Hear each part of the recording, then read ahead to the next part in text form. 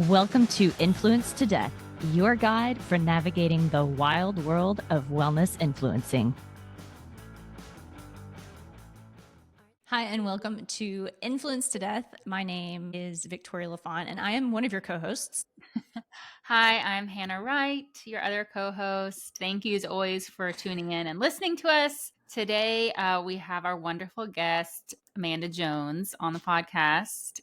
She joined us before, so y'all might recognize her beautiful voice. Yeah, she was here for Detox Part 1 and 2. Actually, Amanda, with the way that smut is on the rise, we will not have to go into my personal smut journey, but you might have a second career in reading smut novels like that. Oh gosh, I've never thought of my voice as being smutty at all, but maybe I'll try to embody that some more. Well, we have a pretty spicy topic today. It has nothing to do with Sarah J. Maas. It is hydrochloric acid. So Hannah, we have a whole conversation we have to have outside of this. Okay, I think I missed something like completely. So I'm totally infatuated with reading smut right now, as are like billions of women around the world, apparently. Anyway, totally different podcast. Well, maybe TMI. However, we touched on hydrochloric acid in our detox episodes with Amanda, and so she is back today. We are going to discuss all things hydrochloric acid, and if that word maybe kind of you're like, oh, I've heard of that, it sounds familiar. It's commonly used as a digestive supplement in integrative health. So, I mean, I'm trying to think of a company. Some companies don't produce hydrochloric acid as a supplement, but like all of the big name supplement companies that I've used, Thorne, Designs for Health, Biotics, I almost said Fullscript, lots of places, supplement companies that are available on Fullscript, they offer a hydrochloric acid. So we're going to dig in and see like what's the full story of using hydrochloric acid as a supplement. So yeah. So are we going to start with, you mentioned a bit about the history of hydrochloric acid, yeah, so we're going to follow our regular podcast format. We've been trying to stick with it. We've gone off the rails a little bit lately, but we're going to give you a little bit of the backstory, the history, our bias, which we all have clinical experience using hydrochloric acid with our clients, and then also personally. Have you've used hydrochloric acid on yourselves, right? Yeah. Oh, right, Amanda, you're like a true believer, or you were. I don't know about now. Yeah. Same. I've used it. And then we're going to go into the research and then give you our takeaway. And we are going to do it in an hour. I have faith in us that this is going to happen. Before we jump in, can I say something really quick to the listeners? Please. So if y'all listen to the Brian Johnson episode, for those of you who do the pay subscriber option, I don't know if everybody saw it on his social medias, but he now has come out and said he is starting a religion. So I just wanted to put that out there. Yes. So called it. Yeah, you did. You sent me that. Yeah. Anyways, that's all. Just wanted to insert that. You know what? Wait, I have another update about him. I'm glad you said that, because we had somebody message us on Instagram to be like, where are the certificate of analysis for his supplements? Because that was my like hook for him. I was like, he's got COAs from third-party labs published for every one of the products that he sells. And this guy messaged me and he was like, no, he doesn't. I can't find them. And sure as shit, I went back to his website and they were gone. Yeah. I wonder why. I don't know. They were pretty current. Though I didn't look at every single one, but like the few that I looked at were from January of 2024. So just a couple months ago. That's strange. Or I'm sorry, December of 2024. Excuse me. Yeah. So like right at the end of 2024. Interesting. Okay. Anyway, I don't know. But yeah, you're right. If he's going to start a religion, he better have the COAs to back it up. That's all I'm saying. Okay, let's talk about hydrochloric acid. Well, Amanda, or before we get started, is there anything you want to say about the topic, and then we can dive into the history? Oh, no. Well, I'm just going to follow along with you guys and chime in where I can't help it. So I'll just let you lead on it. I've got some notes going back here on things I want to make sure to get to, but why don't you kick us off? Cool. Okay, so could not find anything on the history of supplementation. That would be really interesting to look at. The earliest paper that I could find actually was from 1898. So over 100 years ago, this guy, Boardman Reed, MD, published this paper, The Place of Hydrochloric Acid in the Treatment of Diseases of the Stomach. So maybe that does count as history of supplementation. Yeah. Give myself a little credit. This is published in JAMA. I could not get the full text. I actually looked on Sci-Hub. I don't know if we ever talked about Sci-Hub on this podcast. Fuck it. Yeah. We might as should. well. It's amazing. So Sci-Hub dot pick your day. It Yeah. moves around all the time, but Sci-Hub, it's SCI-HUB.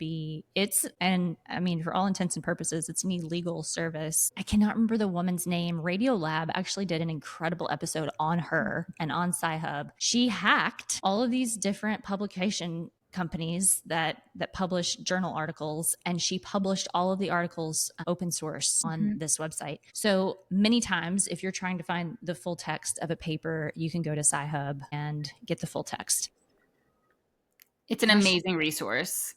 What a badass. I mean, I didn't realize the millions and millions and millions of dollars that journal publications make. Because if you want, unless you're affiliated with the university and you have access to scientific journals, you have to pay. Or if you just want an article, you have to pay like $75 or whatever to see the full text. So what she did is she's like, no, this should be available to everybody. I fully agree. Yeah, their tagline is the first pirate website in the world to provide mass and public access to tens of millions of research papers. And there are close to 85 million research papers on that database now. It's one woman, by the way. It's amazing. It's wild. But this particular paper, it's sometimes if it's really obscure or it's really old or really new, it's not on Sci-Hub. But yeah, so this paper, this doctor, he says the time has come for a definite and precise statement of what hydrochloric acid can do in the treatment of stomach diseases, when it is useful, as well as how it can be harmful, which is just an interesting, like he's taking into account both. So that was the first account. The first discovery of our endogenous hydrochloric acid. This is just interesting. I mean, maybe some people don't know. Your body creates hydrochloric acid that is primarily located in the bag that is your stomach. That's a pretty wild thing to think about if you understand hydrochloric acid. Can I tell like a 3-minute story about hydrochloric acid outside of the body? Sure.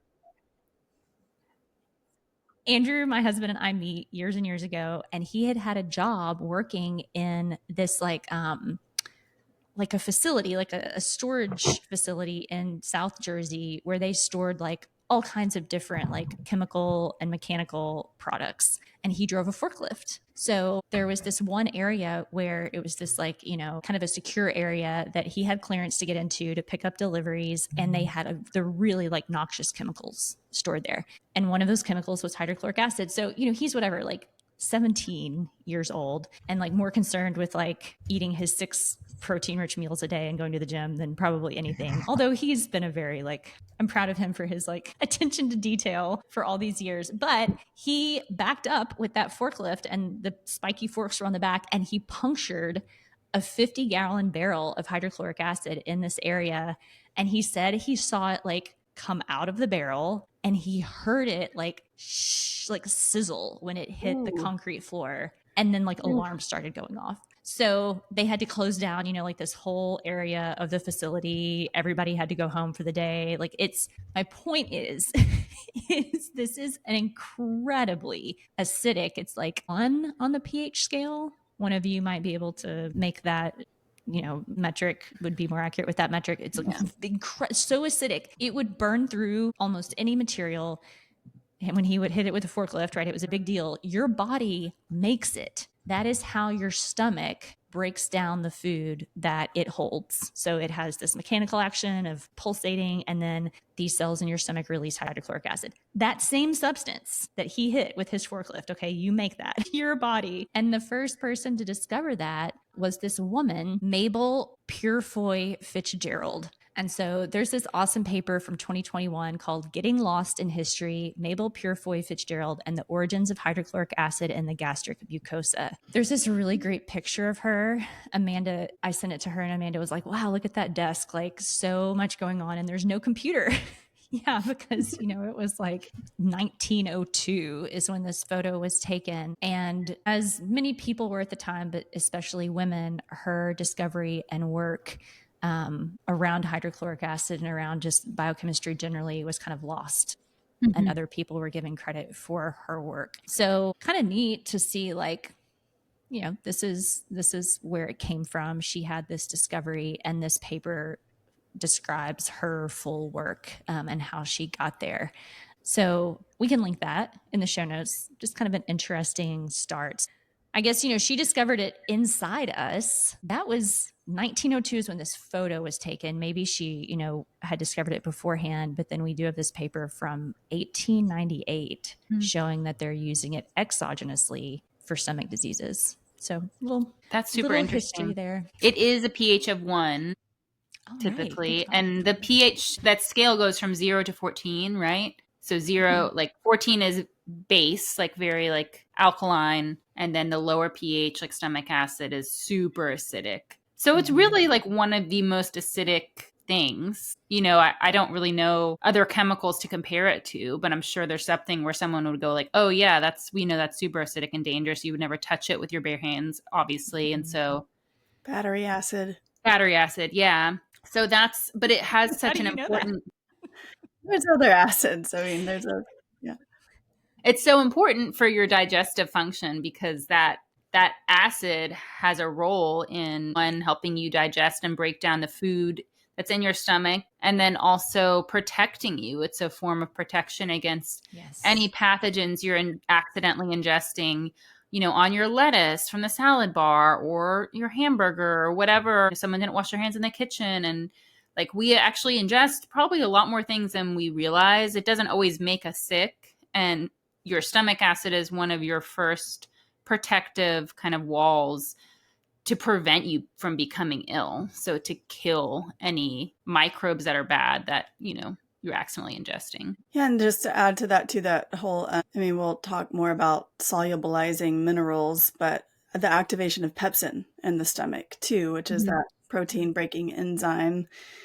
that that really is not active until it gets mixed with the hydrochloric acid and hits that really acidic pH, which is the body's brilliant way of being able to produce a protein degrading enzyme without that enzyme breaking down the tissues of that cell itself or the cells within the stomach lining.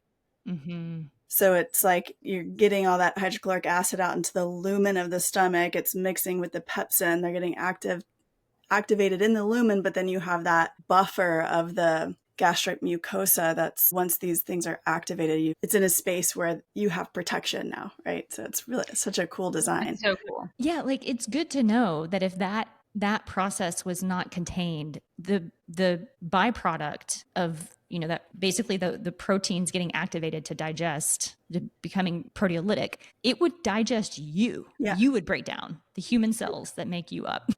Yeah. Obviously the body evolved so that didn't happen, but when you learn about it, it's wild to think about. Degree to which the body compartmentalizes pH to serve different functions and different fluids in different areas is really amazing. It's like really at the heart of biochem and how we survive and do what we do. Should I read just like the brief A&P of how hydrochloric acid works? Do you think that this would be a good time to do that? Sure. I wrote it, so. Yeah. If something is wrong, you got to come to me with it. Okay, so it's the first occurrence of chemical digestion. Although I say that, I'm like, I think I'm wrong even there. No, the mouth is the first. Right. Yeah, there's saliva. But maybe a different type of chemical digestion. I don't know. We've got like all of our salivary amylases and lingual lipases. All right, past Victoria. That's totally wrong. Okay, so let's be on the lookout to see if I was wrong with the rest of it. So, although I do say, though, a small amount of chemical digestion from alpha amylase and lingual lipase does occur in the mouth, which I think when I was like first studying nutrition, they were like, no lipid digestion occurs in the mouth. And it's like, yeah, it does. There's some lingual lipase. Okay, so maybe my past self wasn't as stupid as I thought. That's in our saliva, released from the parotid, submandibular, and sublingual glands. Which, okay, I'm just going to go ahead and read this. Those glands are controlled by the balance of parasympathetic and sympathetic nervous systems. And that's a good, just kind of like knowing for anyone that there is this dance always that's happening with the two branches of our autonomic nervous system. If we're always wound up or we're always too relaxed, there are many functions in the body that will not work how they're supposed to because they rely on this really nice kind of like flow back and forth. Okay, so chewing our food, some stuff happens in the mouth, but once we chew it, the food is now called a bolus. It's mechanically mixed in the stomach with gastric juice and enzymes by circular, longitudinal, and oblique smooth muscles that have nothing to do with our six pack. This is just the organ that is our stomach. Gastric juice is produced by three different gastric glands: the cardiac glands, the oxyntic glands, and the pyloric glands. Further, these glands contain different combinations of cells that contribute to the mix of gastric juice: neck or mucus cells, parietal or oxynetic cells, chief or peptic zymogenic cells, and enteroendocrine cells. Wow, I was such a dork. Okay, the main constituents of gastric juice produced by these structures contains water. This is interesting. So this is what is in our stomach: water, electrolytes, hydrochloric acid, enzymes, mucus, and intrinsic factor necessary to absorb vitamin B12. Parietal cells secrete hydrochloric acid at a concentration of about 160 micromoles per liter. It would be interesting to get a practical measurement of how much that actually is. Mm-hmm.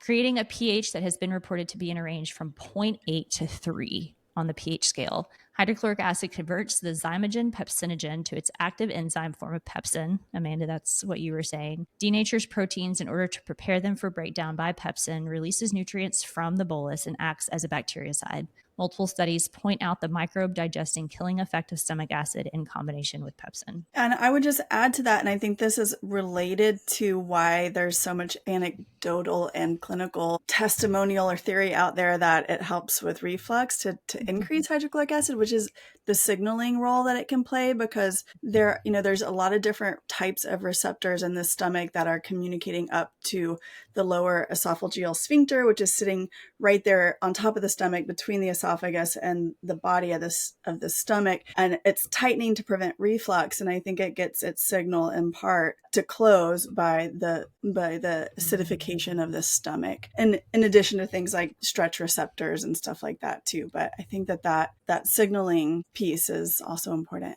Mm-hmm.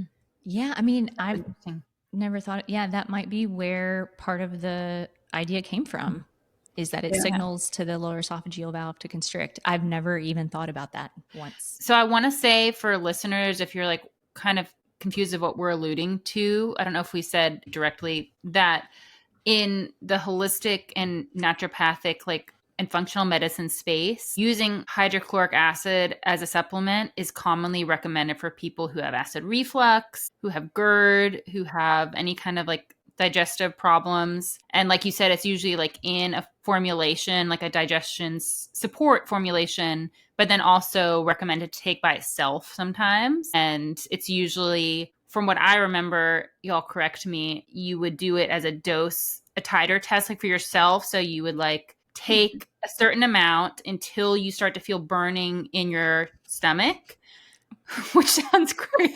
Which is actually burning in your esophagus. How acidic it is. So you do that at home, and then once you feel the burning, you scale it back a little bit, and then that's your dose. But I mean, we love nothing more than that kind of thing. It's great. I get to use myself as an experiment and go home and figure this out. It was the highlight of my life at that time. Amanda, your face, if people are not watching, I don't know if I've ever seen you laugh that hard. So it's just so funny to hear some of these things said out loud. Yeah. And this is the crux of the influenced piece, right, of this topic, is that it is so widely promoted by influencers that don't ever really do much of a literature review or fact checking of do we know that? How do we know? Do we know if people are really, low in stomach acid? Do we really, what's the research surrounding this practice? And so, I mean, I think what happens is, because it's kind of taught as and I'm saying this is not true, but I'm saying what is kind of regurgitated in those spaces is that, I don't know. That's the second time on the podcast I'll ever make a joke. I think our first episode I made a joke. Yes. I was really proud of it. I can't remember what it was, but 10 out of 10, Hannah.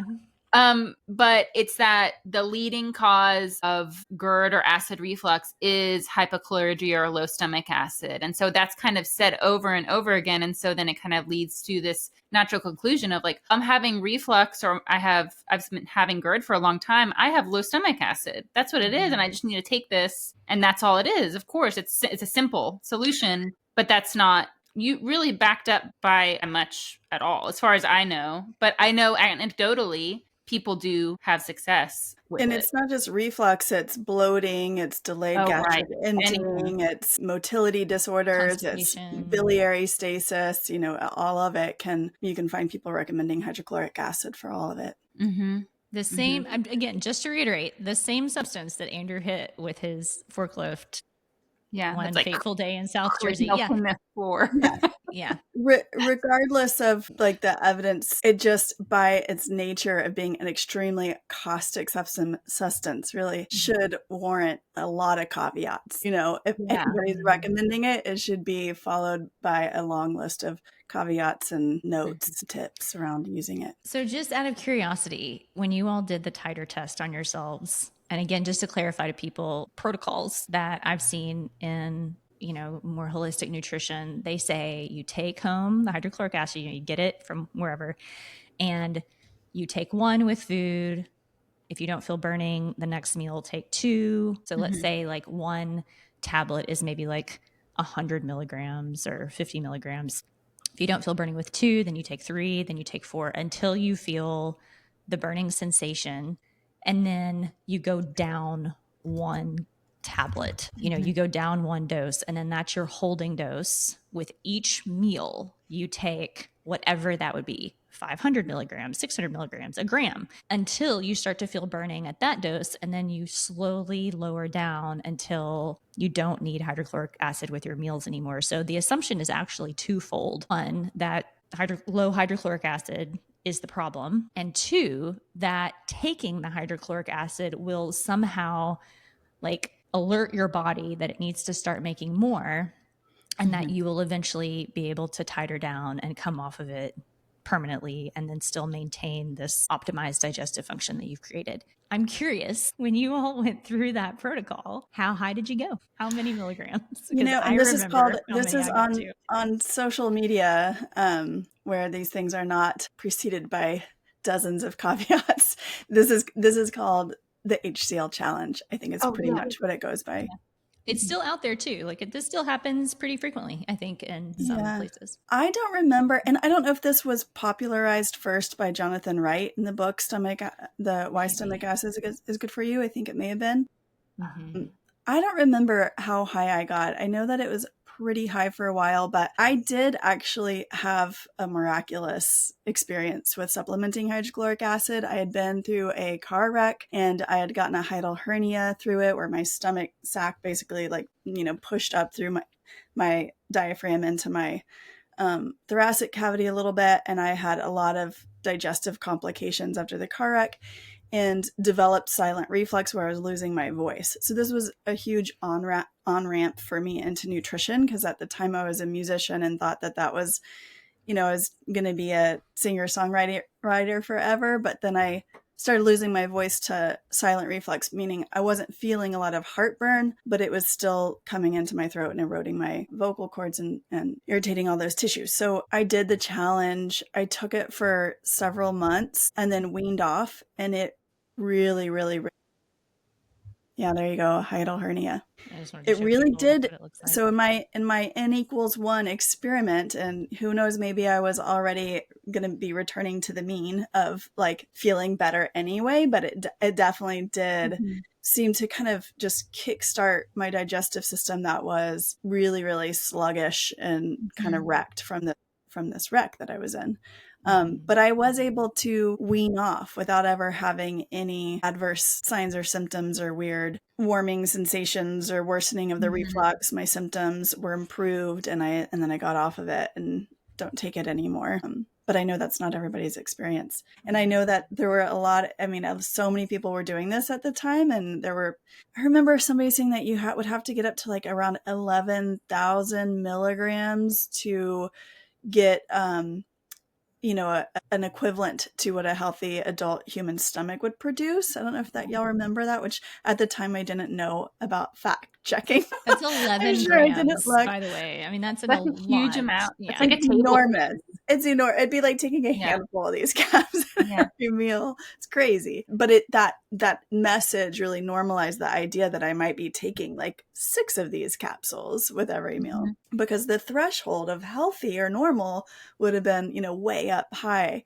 So did you do you remember how you got? Mine wasn't. I think I took, and the only reason I actually took it was because I had heartburn for the very first time. I had never had it before. And this was actually when I was doing my first nutrition training ever. And I thought, okay, I'll try this and see if this helps. And I think maybe like 2 capsules, and I felt like a significant, like warm burning sensation. And so it was a very little amount. And I think I took it for like a little bit, maybe like a week or a month or something. And just because I thought, oh God, I don't want to have like acid reflux all the time. So I'm going to take this. And then after that, I never had it. So I don't even know if it actually helped or if it was just a one occurrence after a meal, because as we'll talk about, there's like many things that can contribute to isolated incidents of reflux, as opposed to like having it chronically, for a really long time. And so, yeah, that's my experience. Yeah, I feel like you all are like the smartest, most balanced women, and I'm just this like wild animal that I would like literally go into the kitchen, and I can remember this product. I think it's like 500 milligrams of hydrochloric acid was in one capsule. I would just pour them out into my hand, and then just like 8,000, 9,000 milligrams. I was taking so many. I was like, I'm just digesting so hard, bro. That's and I did have acid reflux, and we can go into the reasons why that can happen. For me, it was because I'm pretty sure this is the reason why I'm incredibly hypermobile. Some people are even very skeptical of that as being an underlying contributor to acid reflux, but it runs in my family on the side that the hypermobility is on. Like my 75-year-old grandmother could still put her leg behind her head. Wildly hypermobile people. So yeah, I don't need to belabor it, but I was, my personality was what it was with hydrochloric acid, just like it was with everything else. Like if it's a little bit is good, a lot is better.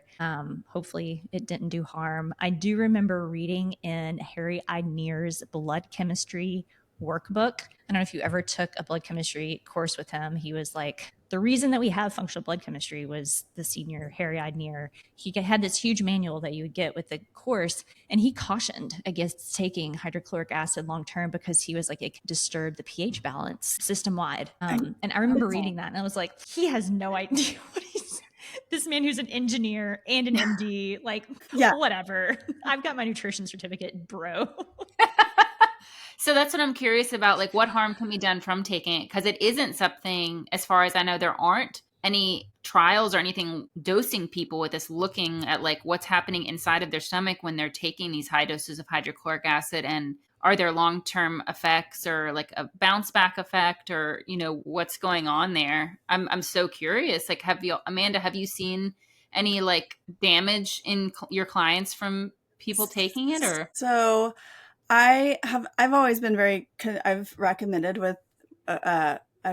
it to many people because I kind of started my nutritional therapy work with people with acid reflux who were on PPIs and were trying to get off of PPIs, and working in conjunction with a physician. But some of those people did try hydrochloric acid, but I was always very conservative with my approach to it. So I never, fortunately, sent anybody to the hospital with acute gastritis, but that happens for sure. And I personally know of a handful of people. I have been adjacent to several cases of severe acute gastritis, ER type of gastritis after taking, too much hydrochloric acid. And if you go, so I can't find any like studies on like case study reports or anything like that on acute gastritis from hydrochloric acid overdose. But if you go to Reddit, you will see the stories that are what I've heard of too, which is, basically like they can't eat for weeks, kind of like it can be really severe for some people who, and who knows like why some people react that way versus others. Their they already have a lot of like erosion of the mucosal membranes. Maybe there's a peptic ulcer. Maybe there's already tissue changes in the esophagus. So there's that. So it's more anecdotal, but I did, the studies in terms of like looking, there's kind of two questions. One is, how common is hypochlorhydria outside of known conditions like autoimmune gastritis, where the parietal cells are damaged over time, or outside of conditions like H. pylori, which will eventually, H. pylori infection, the initial response is increased hydrochloric acid production as part of that immune response. But then over time, the H. pylori can kind of override that through damage and irritation to those parietal cells, but also the H. pylori creates bicarbonate, which is like a buffer. So it does create a more alkaline stomach environment. So, but outside of those conditions, in healthy individuals that don't have any conditions related to like pathology of the stomach or parietal cells, there's a paucity, is that the word I'm looking for? Paucity of evidence. Yeah, and it's really disappointing that there's not more research into this, but the research that I have read is like, it's really not that common in these studies. They're small studies though. I mean, some of the studies I found are like 6 participants, where most of the research around this is actually looking at, can we use hydrochloric acid during meals for people who are taking proton pump inhibitors or acid blocking medications, acid reducing medications, for the purpose of increasing absorption of pharmaceutical medications that require more acid in the stomach to be absorbed. And so in those studies, one of the main ones was looking at, I forget, this was a small study, looking at taking 150 milligrams of betaine hydrochloric acid with water on an empty stomach. And it dropped the stomach pH down to below 1, like 0.6 to 0.8, which is very acidic, within 15 to 30 minutes. But then their stomach's kind of rebounded back up to a more alkaline state within like a little over an hour. But that's on an empty stomach. But that's 15, that would be 2 capsules of what you would typically find. A lot of capsules are either 500 or 700. So you're looking at between 2 or 3 capsules that is dropping the stomach to an extremely acidic pH without food. 1505 milligrams of betaine hydrochloride. 1500 milligrams. Got it. Yeah. So the thing is that one was on an empty stomach. So those same researchers then looked at what if we add that to create a model where we add an actual meal where, I think it was like a egg sandwich and yogurt or something like that. They found that they had to increase the dose to 4,500 milligrams to reach that around 1, a pH of 1 within 30 minutes, which was their goal for the absorption of these medications, because the medications need to be taken with food. So they couldn't just give them the acid and the medication, because it would cause other gastric problems. So, that was interesting. So the person first is taking the proton pump inhibitor to block hydrochloric acid production. Then they're given a meal along with 4,500 milligrams, and it's able to drop the pH or make it acidic enough to absorb that medication within about 30 minutes. But those studies are 1,500 milligrams is a huge dose. I mean, that would be kind of like the handful, Victoria. I mean, that's, maybe I just intuited like that 9 capsules. It's so many.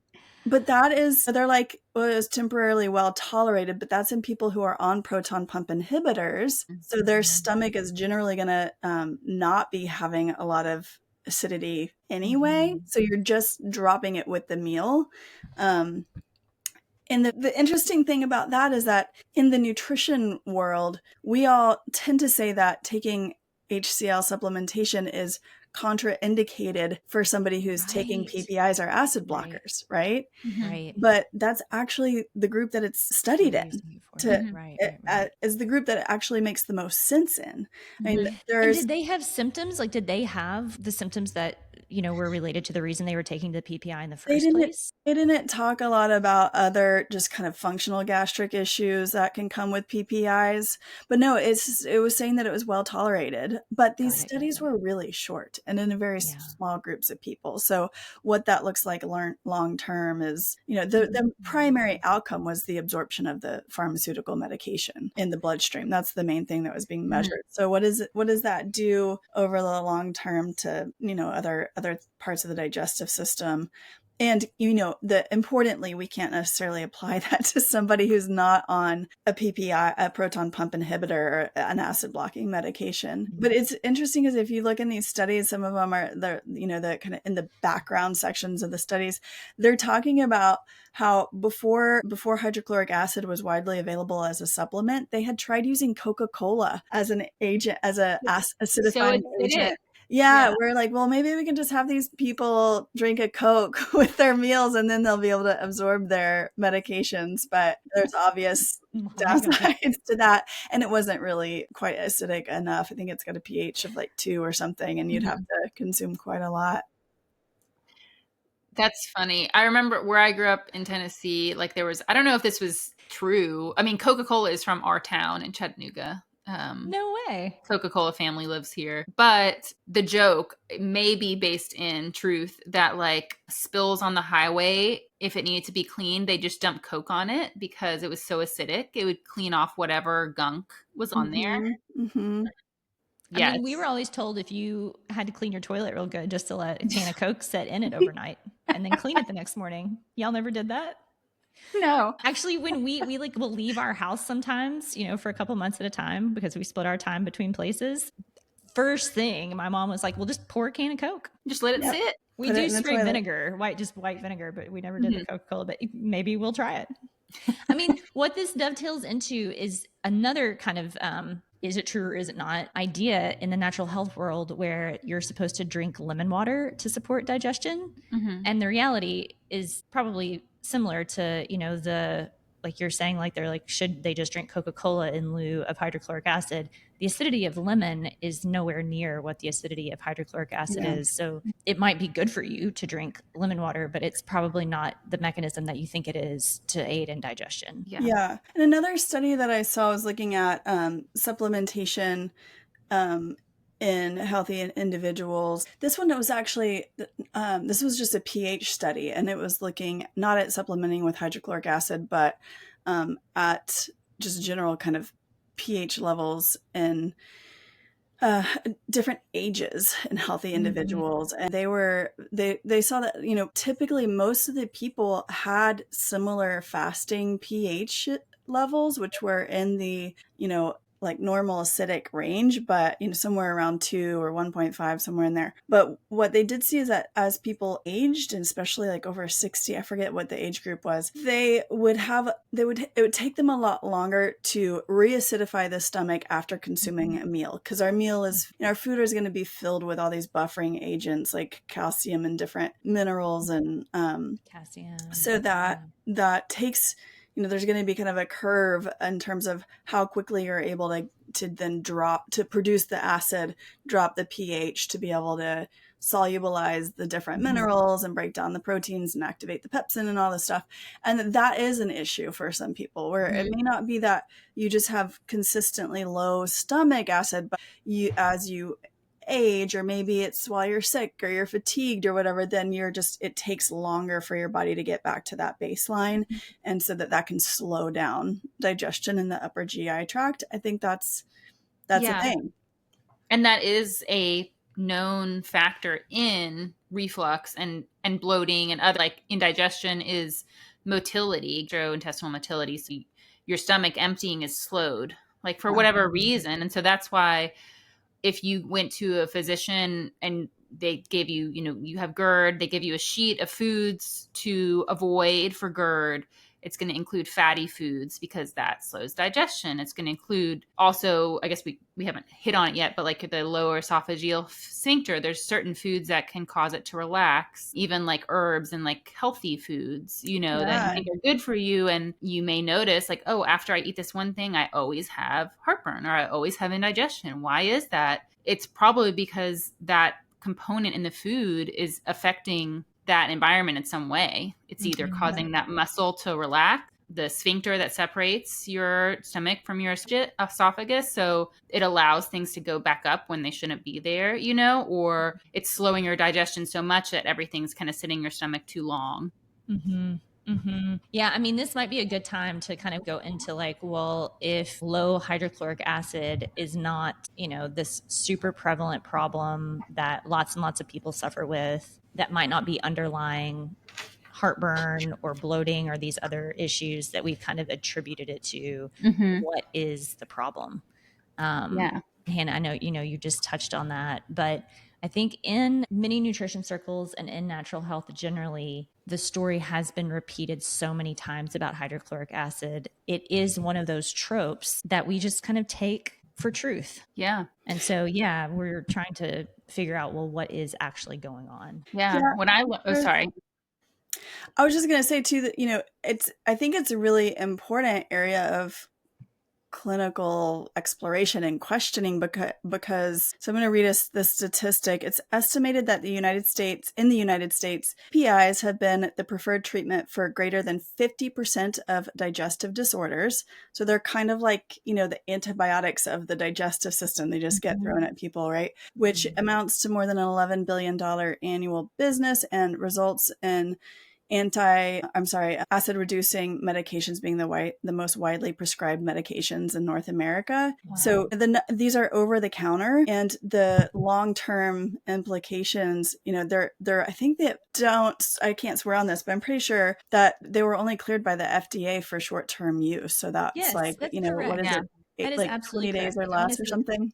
Yes. So people are out there taking them long term, and that comes with increased risk for dementia, increased risk for osteoporosis. I mean, the list goes on, because you can get reduced absorption of not just B12 but folate, all sorts of different B vitamins and iron and zinc and calcium. So there's a big sequelae that can come from long term use, and that. So I think it's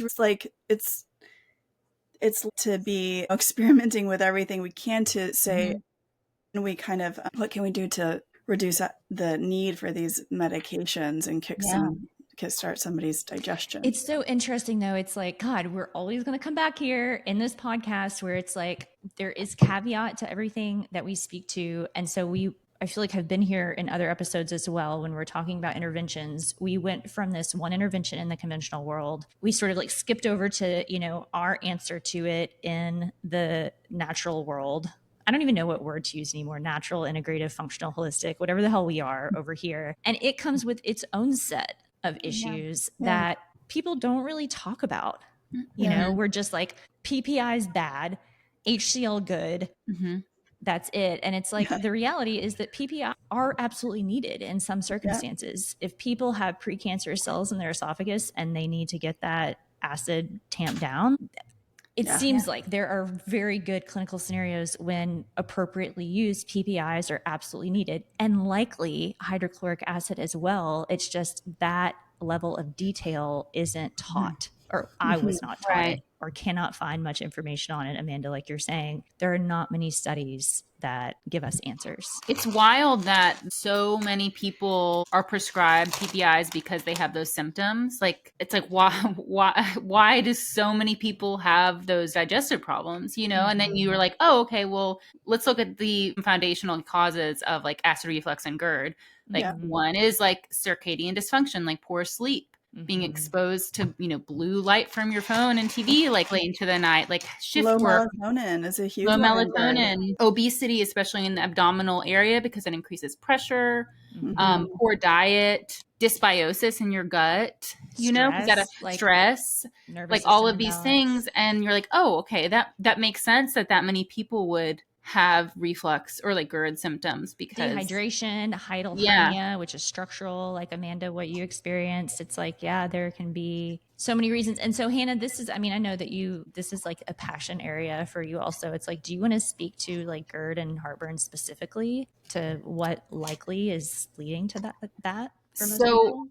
What I know based on what I've read and working with with clients, and very much influenced by Dr. Jason Hawrelak, who's a microbiome researcher, is that one of the main causes for a lot of people is that lower esophageal sphincter is just not working like it should. So it's supposed to separate your stomach contents from your esophagus, primarily to keep that acid down, because like Amanda said, your stomach has that really great mucosal layer that protects the stomach tissues from that acid, but your esophagus doesn't. And so as soon as it goes backwards into the esophagus, you're going to feel it. And that's why it can be extremely painful for some people if you're symptomatic. And then that combined with maybe slow stomach emptying, which can be caused by a lot of things.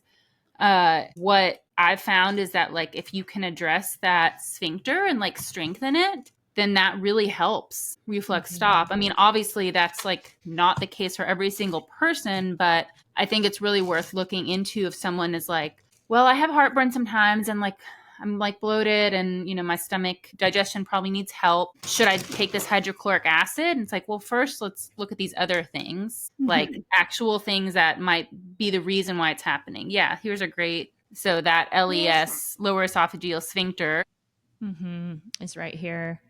Yeah. And then when it weakens, I mean, this is such a great illustration. You can see it's like there is a greater chance of the contents of the stomach coming up into the esophagus. And so when we talk about pH in this episode, this area below the lower esophageal sphincter often sits at a very, very low pH. The pH of this area above the lower esophageal sphincter, LES, is how we shorten it a lot of the times. The pH is, I want to say, what it's like in just mid-range, like 7.2. It's like the tissues of this are alkaline or right in between. And so it can't handle the acid burden that the stomach can. So just to give people a visual of this. Yeah. And that's something that is like backed up by the science, is that like that dysfunction happens on a lot of people who have GERD. And it's worth noting that like a lot of like I mentioned before, the food list that you might get, a lot of those foods are foods that can cause that muscle to relax.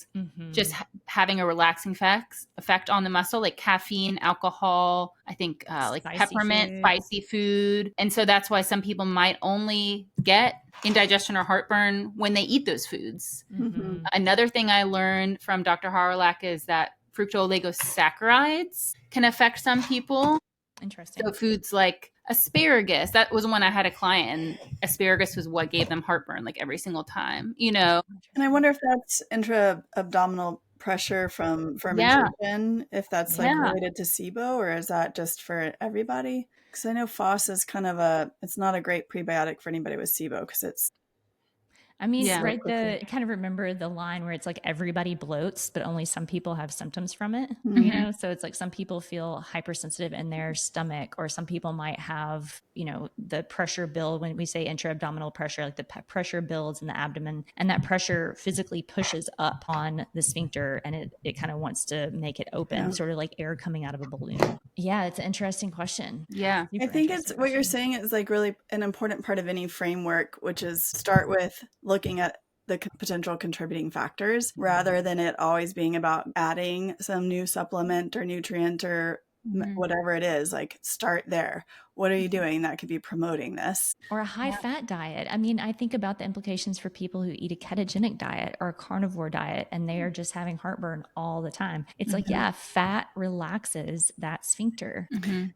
Slow gastric emptying. And then also floats to the top of the stomach. So you're more likely to actually sense like, oh, that's fat. That's and it also alters your microbiome. So then, you know, that could cause a bloom of bacteria that are producing certain gases and things. And then that could cause, I mean, there's so many factors. It's incredible to think about like all these factors, but I guess it is just easier to take like a supplement, right? I mean, that's why people want to do it, because it's fun. And especially like and I'm not advocating for that. I just think it's really interesting that like, you know, doing your challenge, the HCL challenge sounds like exciting. And you're like, oh, I'm going to do my challenge and figure out what works for me best. And we should create the lower esophageal sphincter challenge. We should.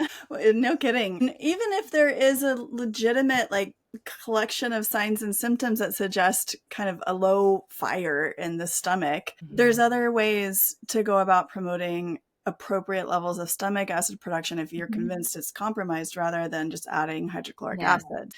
First, I think, is lowering inflammation. If there's, if you have signs of inflammation in the upper GI tract, whether that's something like a antioxidant like melatonin, or mucogenic herbs that have mucin that can add to our protective gastric mucus layer, okra and aloe vera and slippery elm and all that stuff to lower the inflammation and let those cells do their job better. But then there's also bitters that are also anti-inflammatories, like oh my God, any bitter, radicchio, leafy greens and ginger. Yeah. And then there's the whole cofactor thing. I think we mentioned before that zinc is the mineral cofactor for carbonic anhydrase, which is the enzyme that is required for hydrochloric acid production in the parietal cells. So there's a big framework that you can approach the issue through, like long before you get to taking hydrochloric acid. Amanda, what did that paper say? There's like this one hinge paper. I think I texted you today and I was like, is this the paper that you found? And you were like, yes, this is the one. That's kind of like one of the only ones that's like, what is the effect of supplementing with hydrochloric acid? What's that right? The evidence? Yeah. Yeah. So it talks about that, a big part of it is just that for senior citizens, they have a delayed return to baseline pH after a meal. Okay, and it's that paper that you discussed where it shows the age. Yeah. So the mealtime supplementation with betaine hydrochloric acid for functional hypochlorhydria. What's the evidence? It's fairly old now. It's like from 2013, I think, or 11. Okay. But some of the articles that he cited, the researchers have since done some follow-up papers, but it's really interesting because this paper actually shows at the end of it a basic protocol for using betaine hydrochloric acid, and it's the HCl challenge. Oh my God. Wow. Yeah. And it calls for a maximum of 300 milligrams of betaine hydrochloric acid. Not 8,000 milligrams? No, not 8,000. So 3,000. That's still a really hefty dose and could certainly be problematic for a lot of people. So I was a little bit surprised that the authors felt comfortable. Yeah, that is surprising to me. With that. And there's all these ideas about like, how can you know? Well, you can drink some baking soda water, and if you don't burp a lot, what is a lot, I don't know, if you don't burp a lot, that's a sign that you have hypochlorhydria. And I'm like, is it though? Because I mean, it could also be a sign that your LES is actually working really well and you're not right. Who is measuring how much burping we're talking about? That's just not a standardized test by any means. Unfortunately, we don't have I wish that we could just mail order Heidelberg tests to ourselves. Right. Okay. Talk about that, Amanda. That's important. But it's just, I think I don't know that much about the impedance tests that are used in gastroenterology practice to measure pH. I'd have to go back and look at what the difference between that and a Heidelberg test is. But a Heidelberg test is just a capsule that you can swallow, and I think there's a string attached, right? Yeah. And I don't really remember how it's actually transmitting information, or if it is, but it's just a way to monitor your pH of your stomach. But there's one company that makes the Heidelberg tests, and very few clinics that offer them. So there's just a lot of we don't really know what's going on with people's stomach pH, and there is so much clinical and anecdotal evidence and so little scientific research evidence that it's just I just wish that there was a little bit more going on to try to make sense of the two, or of the three, of why do you see, because I think it's legitimate. I mean, for me, I really feel like it was super helpful, but I also don't find a whole lot of evidence in the literature to back my personal experience, and my clinical experience. So yeah, I know, as I'm thinking about what the takeaway is, it's God, I haven't practiced clinically in so long, but I just think to myself, the conversations I've had with people, that have called in the past few years, who 9 out of 10 have digestive complaints. If I were to sit down with them I just don't think in good faith I would recommend hydrochloric acid supplementation to them, knowing all of these points that we've talked about, like the stress, the fatty foods, the spicy foods. Like, I'm just like, take out alcohol first. Right. It's like for so many issues, bloating, constipation, diarrhea. I mean, heartburn is kind of at the top of the list, I think, for the reasons people recommend HCl, but there's so many other tools that we have that would only lead to a positive outcome, whether or not that outcome is related to digestion, that it's like, just use those for sure. And then get to somebody who does the Heidelberg testing if nothing else works, versus taking this supplement that we don't have great evidence to support. And there could be harm. It's one of those things where the risk to benefit ratio is a little bit steep on the risk side. Yeah.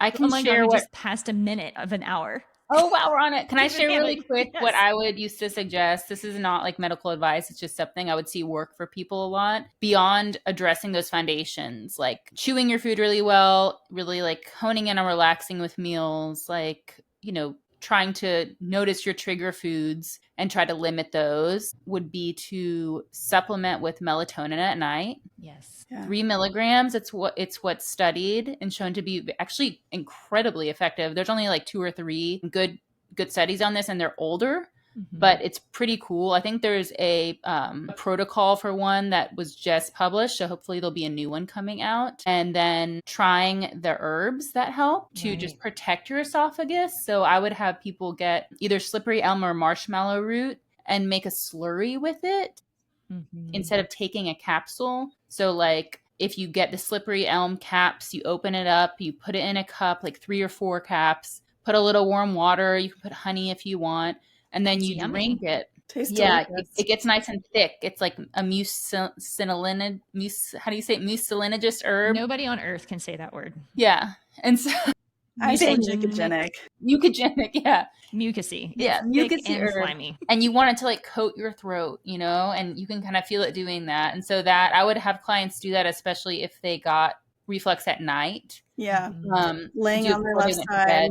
Yeah. Left side's a big one because it tips this opening of the stomach upwards, so you're much less likely to reflux. And then the other thing too is that if you're primarily having nocturnal reflux, then taking an alkalinizing agent at bedtime makes sense, because then you're getting the protective benefit of the alkaline buffer overnight, but you're not interrupting digestion, because hopefully you've already had your meal a couple 2-3 hours, 4 hours, whatever, before you're taking it. So that's another one, and that's different than taking a proton pump inhibitor or H2 blocker. That is more of a longer term, shutting down the acid production. It's just a temporary alkalinization of the stomach, so it doesn't have some of the negative side effects that those other stronger medications do. So that's the sodium bicarbonate maybe mixed in a little bit of water. And then, tons of people have hiatal hernia. There's actually a video, I send it to everybody, this chiropractor on YouTube with the sweetest Southern accent, who shows you just this like quick test that you can do to see if you might have hiatal hernia. He's super humble, but he's like, try this test where essentially you like manually shift the stomach back down under the diaphragm. Yeah. And then he's like, if this helps and your heartburn decreases, go talk to your doctor. Like, this might be something that you need to get fixed, because it can absolutely lead to more than just heartburn. It can lead to digestive distress. I mean, part of me is like, I might have one. I pick up dumb, heavy shit all the time. Yeah. Yeah. We didn't even talk about vagus nerve. There's a lot, Yeah, there's so much. Well, we're infamous for part 2s. You can come back, but I just want to encourage people. I mean, if you have been recommended to take HCl, if you're a clinician and it's something that you rely on, email us and, tell us about it. It's influencetodeath@gmail.com, or you can find us on Instagram at influencetodeath. We've gotten some awesome listener interactions lately. It's really cool to hear from you all. I'll just put out there, sometimes it takes me a minute to read the messages, or for Hannah to read the messages. So if we don't get back to you right away, it's just because we're just people, but we will get back to you. And if you try it, it should make your symptoms better if it's good for you. Right. Not worse. And your goal is not to max out your dose. Your goal is minimum effective dose. Right. Take the minimum amount possible to get the positive effect that you're after. Yeah. Yeah. You don't have to go harder if you have negative symptoms. Victoria, I'm talking to you. I know. And then I do just want to say, I mean, more and more, I know I have a bias around this because I worked with Sarah for a long time and we studied hypermobility. But if you are somebody who's like super, super flexible and you have consistent digestive complaints, there might be a connection there. And it's not something that's talked about a lot. So if you hear it here, just know like you're not crazy. Those two things, there's a link. So, we can talk about that in the future more. Sweet. Anything else before we sign off? So I feel we did it. We did it in an hour. Yeah. Amanda, thank you so much for coming back and talking to us about this. I think this is an important episode. It's been on our list. It's a really great topic. Yeah. Yeah. Because there's such a strong chance for doing harm, as you said. So it's a great one. I have to check out those Reddit threads. I didn't even think to look there. I love getting information like that from Reddit because sometimes you just find a gold mine of like so many people and their experiences, and it's a crowdsource. Yeah. I agree. Okay, we will see you all the next time. Bye, everyone. Bye. Bye.